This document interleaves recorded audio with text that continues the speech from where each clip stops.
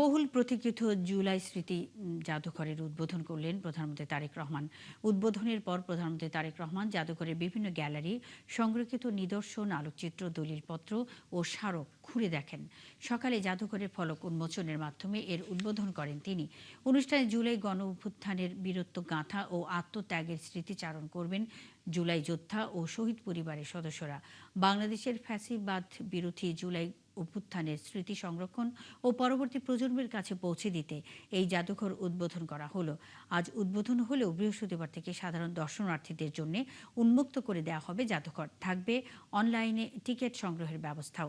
প্রাপ্তবয়স্কদের জন্য টিকিটের মূল্য ঠিক করা হয়েছে ৫০ টাকা এবং শিশুদের জন্য ২৫ টাকা।